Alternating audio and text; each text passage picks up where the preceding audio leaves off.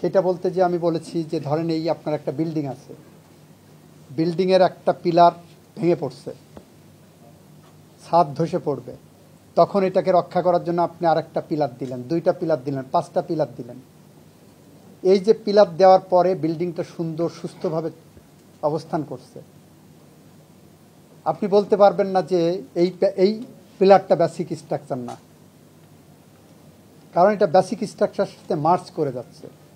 সুতরাং তত্ত্বাবধায়ক সরকার ব্যবস্থা বাংলাদেশে আসার পরে যেভাবে বাংলাদেশের গণতন্ত্র উন্নত হয়েছে, মানুষ ভোট দিতে পেরেছে,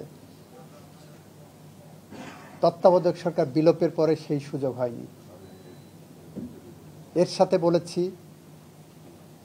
একটি সংবিধান রাজনৈতিক দলিল, সংবিধান একটি অর্গানিক ডকুমেন্ট। ধরেন আমার বাংলাদেশের 72 সংবিধান মুক্তিযুদ্ধের মধ্য দিয়ে অর্জিত একটি সংবিধান।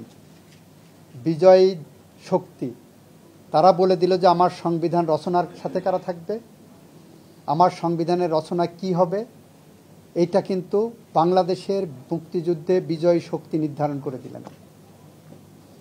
সেই অনুসারে পাকিস্তান সংবিধানের আওতায় নির্বাচিত সংসদ সদস্যগণ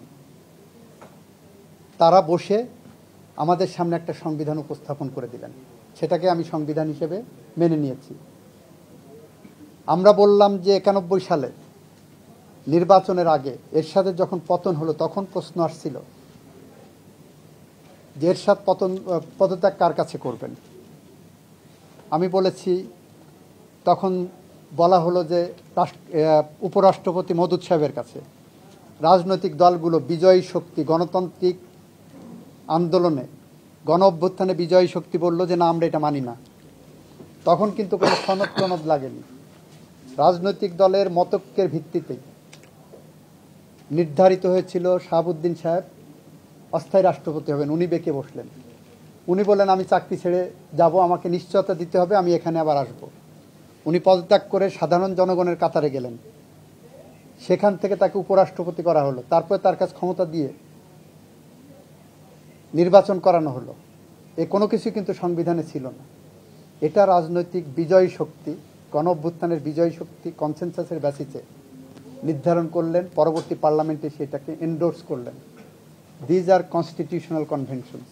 সুতরাং গণতন্ত্র যদি আমার বেসিক স্ট্রাকচার হয়, সেই গণতন্ত্রকে শানিত করার জন্য, ঋদ্ধ করার জন্য, উন্নত করার জন্য, সংরক্ষণ করার জন্য, সমৃদ্ধ করার জন্য যে কোনো পদক্ষেপই